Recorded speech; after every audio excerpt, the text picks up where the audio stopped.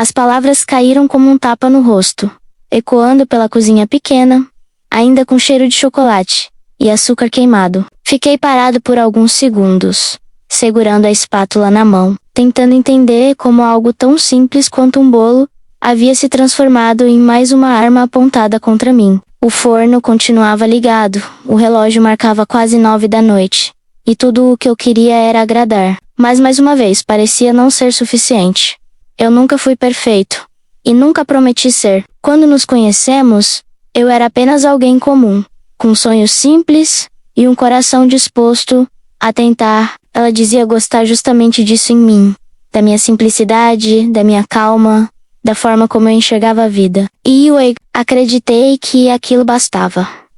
No começo, tudo parecia um filme. Mensagens longas de madrugada, risadas sem motivo, planos que pareciam grandes demais para a realidade que vivíamos. Eu trabalhava o dia inteiro, chegava cansado, mas sempre encontrava energia para ouvir suas histórias, seus problemas, suas inseguranças. Eu me sentia necessário, importante. Talvez esse tenha sido meu primeiro erro, acreditar que ser necessário era o mesmo que ser amado.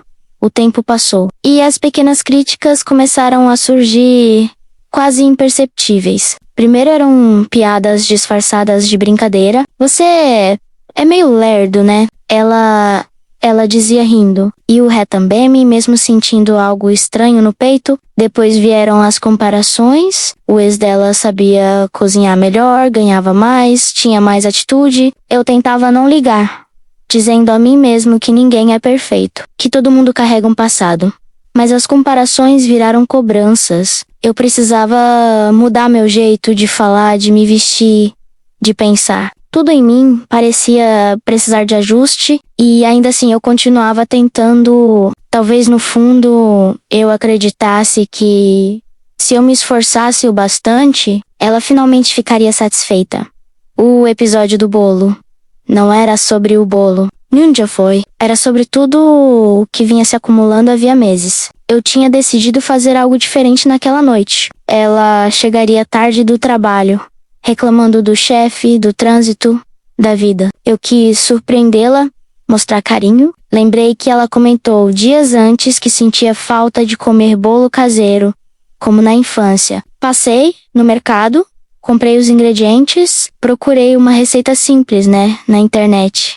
Não sou um grande cozinheiro, mas segui cada passo com cuidado. Medi os ingredientes, pré-aqueci o forno, tentei fazer tudo com calma. Quando o bolo começou a crescer, senti um orgulho bobo, quase infantil. Imaginei o sorriso dela, o elogio simples, talvez um abraço. Eu precisava disso mais do que admitia.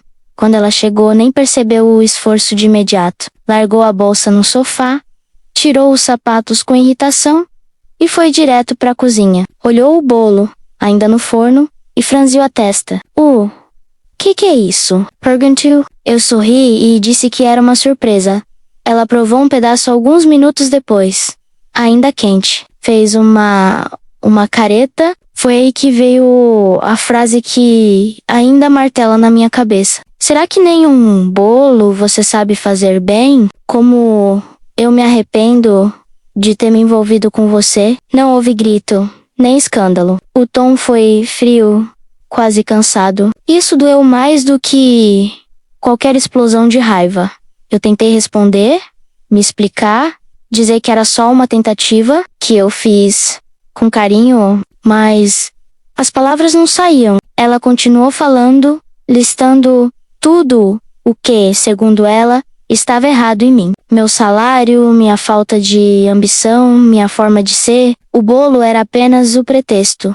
Naquela noite, dormimos na mesma cama, mas em mundos completamente diferentes. Eu fiquei olhando pro teto, pensando em quando exatamente eu deixei de ser suficiente. Será que algum dia fui? Ou ela apenas gostava da ideia de alguém que a colocasse no centro, sem questionar? Nos dias seguintes, o clima ficou pesado. Quase não conversávamos. Quando conversávamos, era para descartar. Eu me sentia pequeno, inadequado, como se estivesse sempre prestes a falhar em algum teste invisível. Comecei a duvidar de mim mesmo, das minhas capacidades, até das coisas que eu gostava. Tudo parecia errado. Um dia, no trabalho, um colega percebeu que eu não estava bem. Perguntou se estava tudo certo. Eu quase disse que sim, por hábito. Mas algo em mim quebrou. Contei por alto o que estava acontecendo. Ele me ouviu em silêncio. E no final, disse algo simples que eu nunca tinha parado para pensar. Relacionamento não é prova. Você não precisa passar em teste todo dia. Aquela frase ficou comigo. Comecei a observar minha relação de fora, como se estivesse assistindo a história de outra pessoa. Se um amigo estivesse vivendo aquilo, o que eu diria a ele? Eu diria para ter paciência, para tentar mais, ou diria que ninguém merece ser diminuído constantemente. Comecei a lembrar de quem eu era antes, das coisas que eu gostava, das pequenas conquistas que eu tinha orgulho. Lembrei que eu não era um fracasso antes dela aparecer na minha vida. Então, por que eu me sentia assim agora? Na semana seguinte, tentei conversar, disse que as palavras dela me machucavam, que eu sentia que nunca era suficiente. Ela revirou os olhos e disse que eu era sensível demais, que tudo era drama. Disse que se eu não aguentava ouvir a verdade, o problema era meu. Foi nesse momento que algo mudou dentro de mim. Não foi raiva, nem ódio. Foi um cansaço profundo, daqueles que não passam com uma noite de sono. Eu percebi que estava lutando sozinho, que meu esforço nunca seria reconhecido, porque o problema não era o bolo, nem meu jeito, nem meu trabalho. O problema era que ela precisava diminuir alguém para se sentir maior. Decidi sair de casa por alguns dias. Fui para a casa de um amigo. No começo, senti culpa. Pensei que talvez eu estivesse exagerando, que todo casal briga, mas longe dela, comecei a respirar melhor. Voltei a rir de coisas simples, a dormir sem aquele peso no peito.